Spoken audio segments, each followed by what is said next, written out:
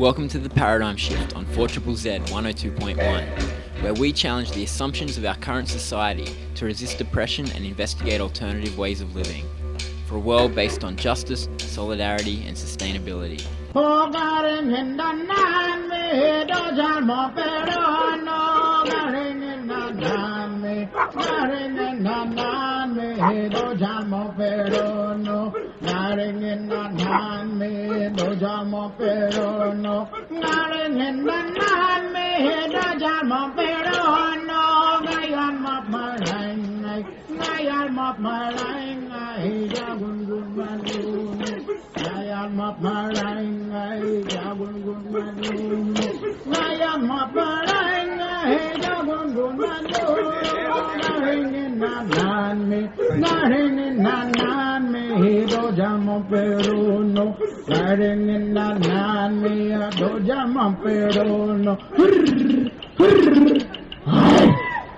Gary and Gindanami, welcome to the Paradigm Shift on 4ZZZ 102.1 FM. It's your local community radio station, and my name's Andy. I will be hanging out with you for the next hour.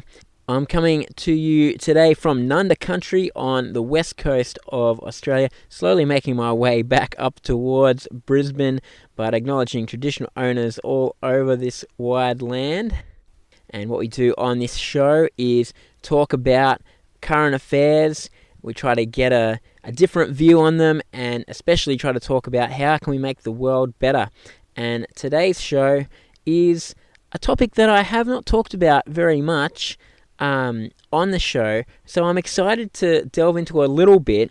It's going to be a bit dense, maybe at times, a bit theoretical, but today on the show we are going to be chatting to Emily McAvan, who is an academic in media studies, but who's very interested in technology and media and gender and how these things play out in our life. And I think this is a topic that we do not cover nearly as much as we should. I think that technology of all kinds has an immense effect on our lives individually and our society, the way it goes, and it is likely to keep increasing. You hear talk of the metaverse and things like this. These big tech companies, they have all these big plans and they try to sell it as this will be really good, but really they link it to things already existing, so you kind of have to go with them.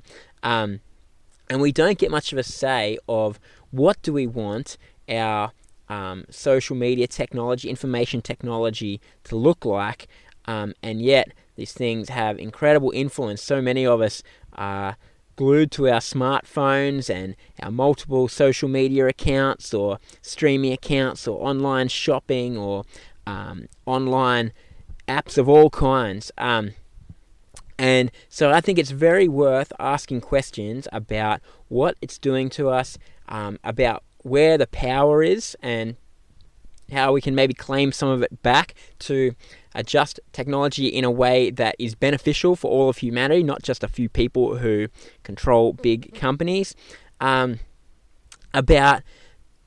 the effects on mental health, on how we understand ourselves, identity, on the environment, of course, as we are living in an environmental crisis, but you wouldn't know it from the hype endlessly around new technology, all of which, of course, has quite a high carbon footprint. And so there's lots of big questions, and I sometimes delve into these writing-wise. I did write a blog last week following the news that Google employee claims the algorithm has become sentient. I don't believe that it's sentient, but I believe they have too much power already, and we should be asking real questions about these algorithms and what they do. I don't often cross-promote my blog, but you can read that one if you want to read some of my thoughts about the dangers of algorithmic technology on andypayne.wordpress.com. But back to the paradigm shift, what we're doing today. We'll be exploring these ideas through the lens of, in particular, an academic article that was written, can you believe it, 35 years ago. The Cyborg Manifesto by Donna Haraway, that talked about the way the borders between human and machine are becoming ever more porous, and I guess what that means in terms of what are the negative effects, but also she talks about what could be some of the ways that this has turned to our advantage for liberation. It was written in a socialist academic journal, and so it was written with a view to, how do we work these things to the betterment of all humankind?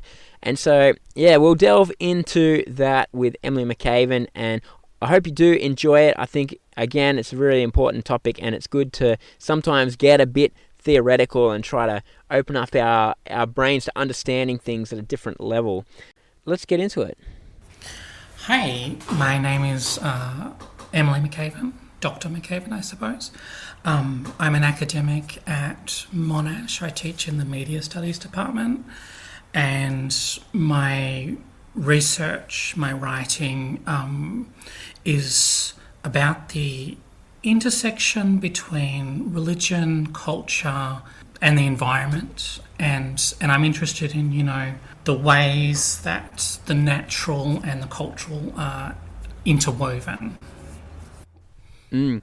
Well, the reason I've got you on the show is that a few years ago, actually, I read an article that you wrote in Overland magazine. It was about the Matrix, the Cyborg Manifesto, and transhumanism. A lot of our listeners won't know what any of those things are other than The Matrix, the classic science fiction movie, but we're not going to talk about The Matrix at all on the show today, I don't think. But I thought your article was very good at bringing up something that I think a lot about, but don't see a lot of people writing about, at least in the popular press, about technology and gender and identity and how these things weave together. So I guess to start off with, do you want to briefly talk about, the ideas that inspired the article?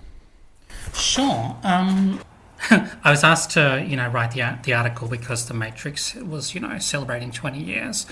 But I was really trying to get at what does it actually mean to fully reckon with the culture we live in today. And what I mean by that is the ways in which, the idea of the self, the idea of even the world, our landscape, our social structures, our bodies, our minds are all kind of, hybrids, integrating non-human elements. And so thinking about the ways that media and information technology construct social reality, but specifically thinking about this in terms of the material consequences to our bodies, to the way that we inhabit the world. It's a timely topic in our technologically mediated world, and I'm looking forward to delving more into it. But I guess start off with a few definitions. One is transhumanism. It's often conflated with another term, posthumanism. They don't mean exactly the same thing, but I guess for the purpose of this interview, can you explain to us what we're talking about in these concepts? Sure. So the idea of transhumanism it's a kind of philosophical movement, but it has a kind of practical impetus. And the idea is that we should overcome the limits of the human, our bodily and mental limitations through the use of technology. And so transhumanism is things like, Elon Musk's Neuralink. The goal for Neuralink is to integrate the internet into our very brains to, in a sense, make the brain part of the network. So transhumanism is this kind of really profound interweaving between the technological and the biological. Posthumanism is slightly different. Posthumanism is, again, it's a philosophical movement, but it's one that rejects humanism or thinks that we've moved past humanism. So the Enlightenment-derived ideas of the human which were imagined to be universal, but post-human theorists say, well, the idea of the human always concealed a white, a male, a heterosexual bias. And so post-humanists are looking to move past the model of the human and think about, well, what does it mean if none of us, or if some of us have never been human? So do we therefore need to discard the idea of humanism from our culture or move past it? So the relationship between transhumanism and posthumanism, I guess a transhumanist would say, you should supplement your body, use every kind of technology that you can. So there's, like a kind of desire to modify the self. Whereas a posthumanist would say, we have always already been modified, right from the kind of beginnings of social organisation. Timothy Morton talks about the agrologistics, the modification of the environment over the last 10,000 years. So posthumanism would say, well, actually we need to reckon with what has already happened. And I guess I would kind of situate myself more in the post-human rather than transhuman. I'm not sure we necessarily should be, using technologies like Neuralink, but we should reckon fully with the implications of the ways in which we have modified environments and bodies and selves. Okay, now the other reference point, I guess, for your article was a lengthy academic essay written in the 1980s, but one that seems to take on new relevance all the time, Donna Haraway's The Cyborg Manifesto. It's a dense article, and it's one of those things, it's a bit like reading The Situationists or Michel Foucault or something. You're like, I think it's saying really good stuff if I can work out exactly what it's saying. But do you want to explain to us, what's the Cyborg Manifesto about? Sure. So Donna Haraway is an American feminist writer, inspired by Marxism, but, trained in the philosophy of science. And so she wrote this article in the 1980s called, like you say, the Cyborg Manifesto. And in that article, she says, even in the 1980s, that there are what she calls leaky distinctions between the human and the animal and the human and the machine. In other words, and this inspired later post-human writers, the idea of the human has become, the cyborg is a metaphor for the coming together of the human and the machine. It's not just a robot. A robot is entirely artificial. A cyborg uses inanimate and animate. It uses, technology and biology. And so Haraway says, basically we're all kind of becoming cyborgs. And if this was true when she wrote this in the mid-80s, it is even more so true today. You can't go anywhere in public space without seeing somebody looking at their phone, right? There is a profound relationship between technology and the human. And so Haraway's really kind of looking ahead and thinking about the way that, technology and information, change the way that we think of ourselves as people. Donna Haraway is a key figure in, I guess, postmodernist theory as well. She coined the phrase situated knowledge, which is a kind of key idea of postmodernism. And so the Cyborg Manifesto is a postmodernist text, but it's also about technology, as you say, but also she's a feminist writer. It's very much about gender, isn't it? Oh, absolutely. For Haraway, one of the things about the emergence of, the information economy is that feminized labour is exploited. And, we can think about this in terms of, workers in apple factories or something. The way that labour is particularly related to a gender inequality. So Haraway's really thinking about that, and really thinking about the way that there are gender dynamics that are built into new forms of technologies. And, we can see this when we think about, things like AIs like Siri, which, are gendered female.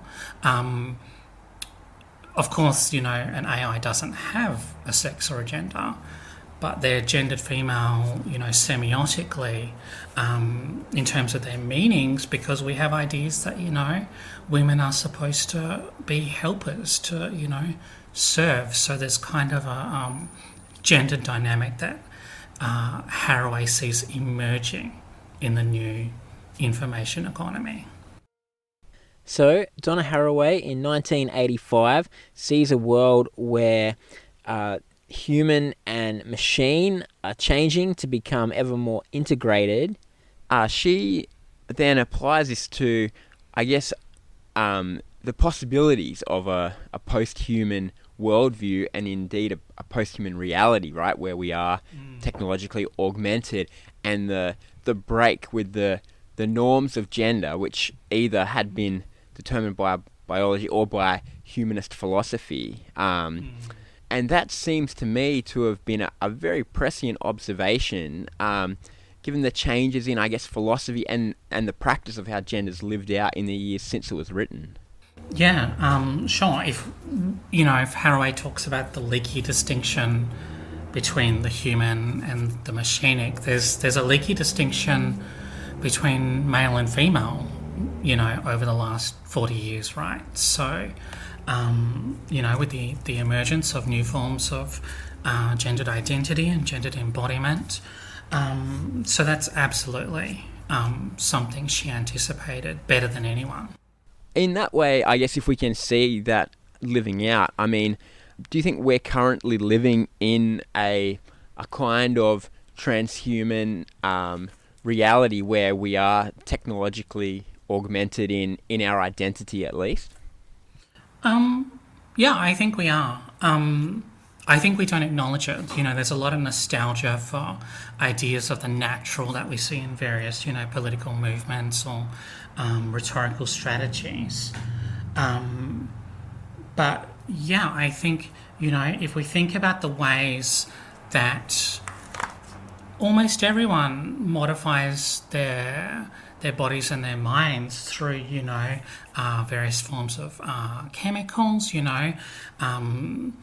how many cis women take the contraceptive pill, that is a hormone treatment, cis men taking Viagra, people taking antidepressants or anti-anxiety or medication for ADHD, all kinds of, chemical modifications of the body.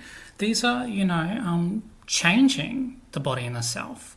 And these have sex and gendered implications. But we also might want to think about the ways in which, our social structures and indeed, the very landscape we inhabit are all hybrids with non-human elements. And, I mean, not to mention, as you mentioned, the smartphone and the, I guess, immersive nature of social media and Web 2.0, that we live partly as these online selves, data selves, as they're sometimes called. We do live sort of partly in a physical reality and partly in this online realm. And, as Donna Haraway would maybe say, it's hard to draw a distinction between the two sometimes. Yeah, totally. Datification, information, the presence of algorithms, these all have an effect on our day-to-day life quite profoundly. Our interactions with one another online and the virtualization and commodification of our relationships with one another, including intimate relationships in, the form of things like dating apps like Tinder or Grindr.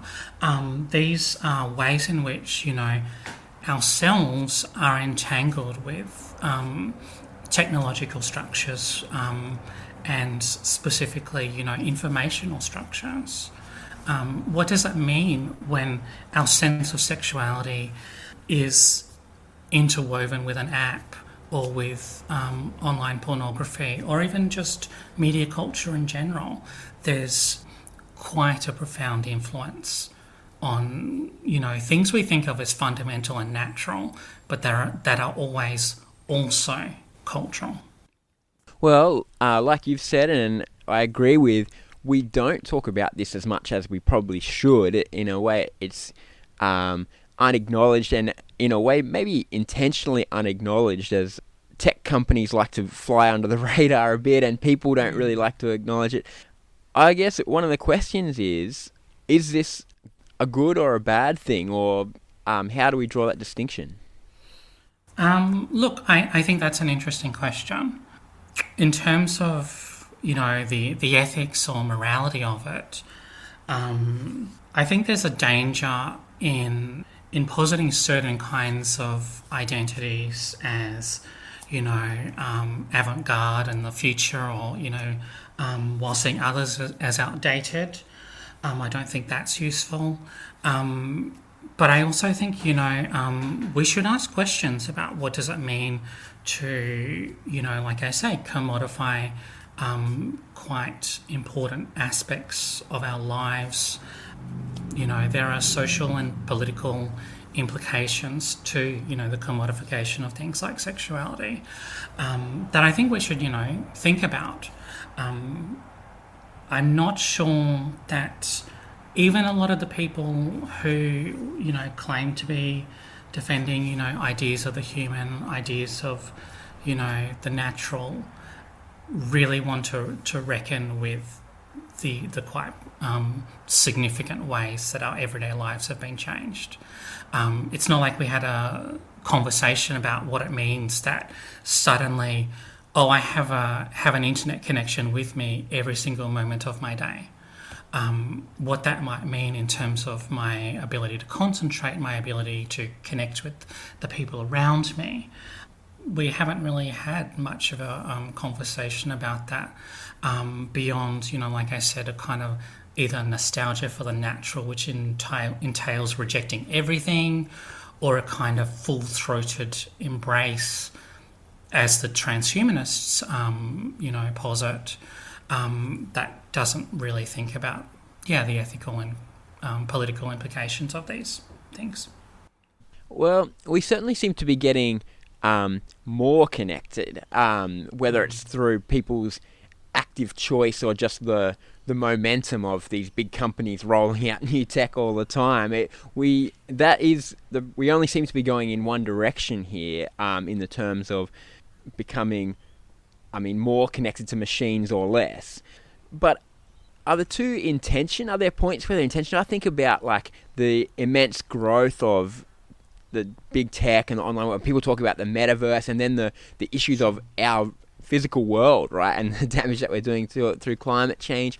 And then something about, I guess, embodiment. We have different mental health issues. People have been talked about it, a mental health epidemic, and that maybe this is related to sort of living a kind of disembodied life. Do you think that there are points where the physical world and the cyborg realm of the online world are in tension?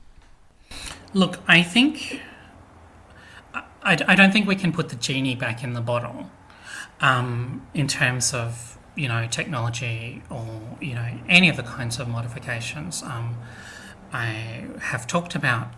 What I think we don't have is a ruling principle, a kind of ethical element where we can make collective decisions. Part of the issue, as far as I'm concerned, is that these have all been privatised decisions. these are private corporations where we have the rights of users, but we don't have the democratic rights to our own information. We don't have democratic rights to directing the policies, the ways in which these technologies are developed. So that, I'm not sure we can throw away the smartphone or, get rid of the internet. Our economy is just too fundamentally reliant on these things. But I think we could, nationalise them. I think we could really have some kind of democratic control beyond a profit motive.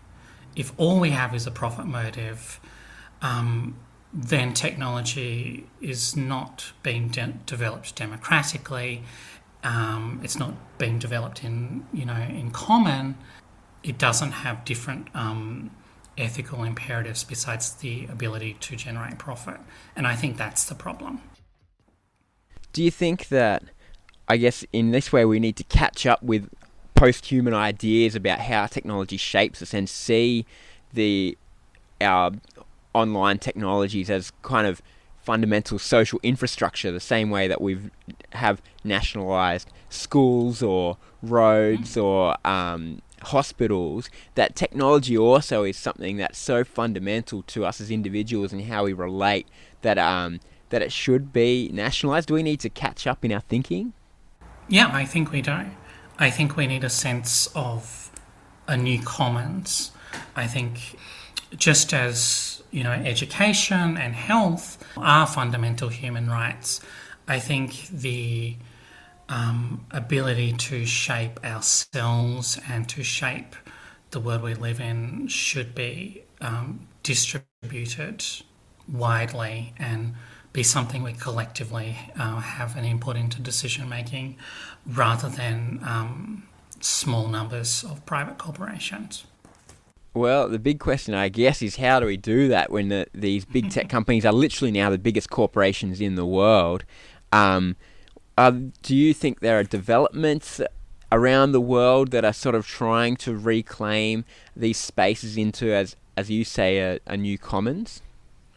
Look, I'm not a historian or political theorist of new movements, so I'm not sure I have a great answer for you in terms of what people are doing in that sense.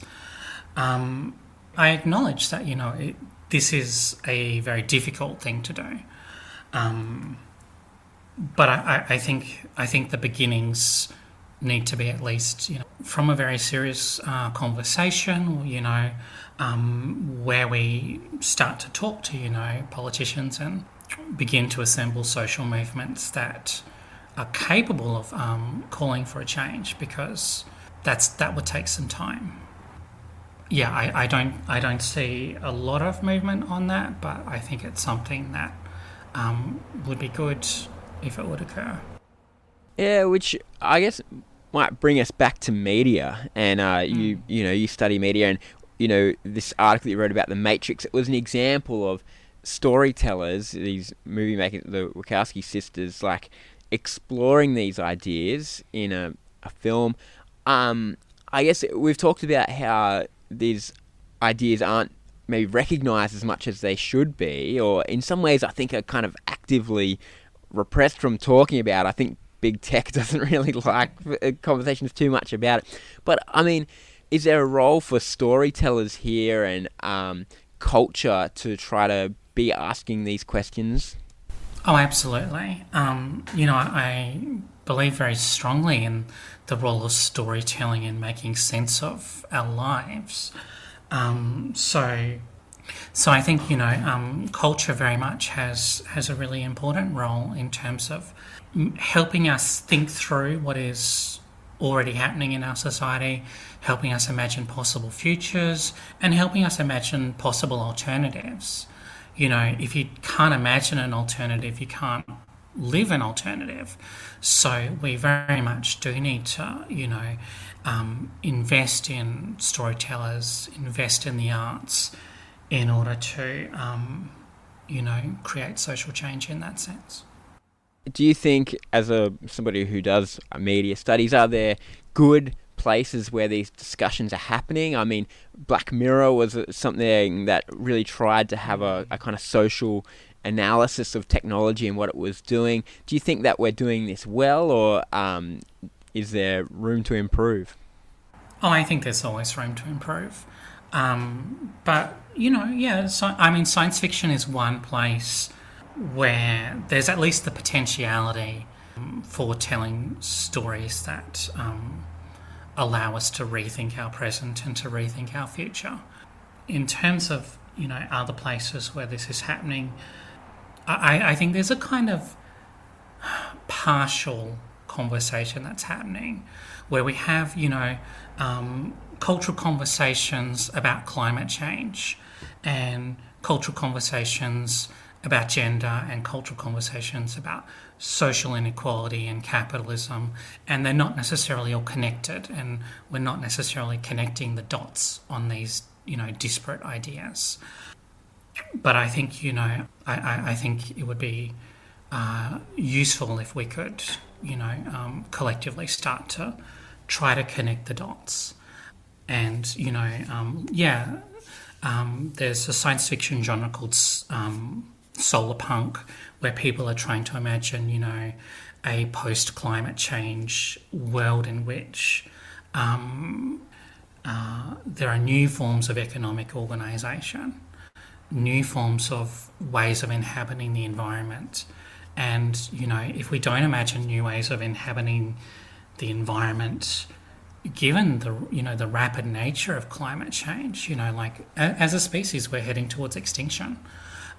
Frankly, like the science fiction writer China Miéville once said, we need to utopia as hard as we can in order to think our way out of the very serious issues that we have in terms of the way that humans appropriate and exploit the natural environment. There's so many things to talk about, even on a media standpoint. Even just then I was thinking about like superhero movies. Like when I was a kid, action movies didn't generally have superheroes as the stars, and now it's just so ubiquitous. And then I was just thinking, that's even kind of like post-human, that all our heroes are these like cyborgs themselves. Oh, absolutely. They're humans that are overcoming the usual limits of the human. But I think at least a decent proportion of superhero narratives are somewhat reactionary in terms of their interweaving with ideas of the nation and patriotism and things like that. But like any time we start to imagine alternatives to our current reality, there's at least a potential for liberation. All right, well, I guess to finish off with then, I mean, looking at the future, we've got Donna Haraway, very incisive kind of analysis of what was happening in technology before it even happened. I guess what for the future, for that kind of creating a better world and trying to harness the technology for good, what are the messages that we can take from this text and the, I guess, philosophical body of work that comes around it? Look, I think if Haraway teaches us anything, it's that a desire for the organic or the whole, for a nature that is somehow outside of culture, is impossible. And the only way we can, honestly and, meaningfully move forward is in conjunction with technology, in consciously directing our interweavings between the natural and the cultural, in consciously changing how we direct all kinds of human activity, so that we can have a more ethical, a more liberatory way of organising the self, organising society, and organising the environment. Thanks very much, Emily, for chatting with us. Not a problem. Thank you for having me. That was Emily McAvan there. An interview in 3 parts talking about the Cyborg Manifesto, posthumanism, technology, how do we imagine better futures in a world so mediated by technology, all kinds of topics. If you just caught the end of it and think that the whole thing would be worth delving into, you can do that. Don't forget that. You get on the 4ZZZ website and you find the Paradigm Shift show page, and there you can look through the last few weeks using the little arrows on there. You can see the songs that were played. There have been some interesting ones this week, haven't they? and also you can listen back to the show. Hit the little play icon there where it says Paradigm Shift, and you can get the last few shows, and also you can get all other shows on 4ZZZ as well. Get amongst it, that's what I say.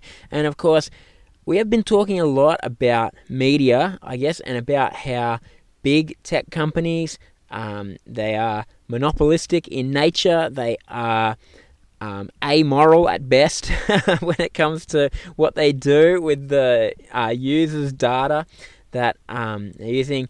And we should be asking questions, is this the best we can do? How much of our lives, when we're carrying these corporations around in our pockets, when we're communicating with all our friends using them, our potential lovers, where we're getting ourselves around in the physical world using the directions or the directories that we find on these things, how much do we want to give up to these companies who have no real commitment to public good or a local community or anything like that? Those are questions that we've been trying to pose a bit today on the show, and that I encourage you all to ask. And it may be that when you are thinking about that you think, hey, independent media that's accountable to a community like 4ZZZ, that's really good media that I should listen to and I should support, maybe get involved in. And so you can always subscribe. Either call up at 32521555 or get online to the ZZZ website and show a bit of love with some financial support. Back to that interview that we did, I think it's really important to talk about these things. I think some of these tech companies have colonized our lives by stealth. You know, we never really had a discussion or signed an agreement to give them the amount of intrusion and control that they have. You know, it comes up in conversation all the time, the algorithms and the phones listening to you and all those kind of things. Well, it is worth thinking about whose interests this serves, because quite possibly it's not yours and mine, and whether there are things that we can do about it to try to organize ourselves, organize some level of resistance to big tech before it takes on even more power than it currently has. And so some of the media storytelling that imagines different worlds that we're just talking about with Emily is a good start. I think reading critiques, finding organizations like Fight for the Future are one that are, you know, fighting for, I guess, online rights, online freedoms. And I think imagining a bit of life outside of this technology and what there are a lot of things made possible by using this technology, but there are a lot of other things that are made impossible while we're connected to this technology. And some of those things might be things that could be really beneficial to us, but they don't necessarily benefit the big tech companies who run these platforms. And so worth imagining, you know, what kind of possibilities outside of the algorithms are there. And I hope that leads you to all kinds of fruitful discoveries. That's about all we have time for anyway. This week on the Paradigm Shift, I will keep talking about this topic. I want to come back to it, and it's one that's hard to just do with little short grabs like talking about an environmental campaign or something like that. It's really trying to delve into how do these things work and how do they affect our lives and what can we do about it. And so it might mean a few more longer interviews like this one today. See you next week.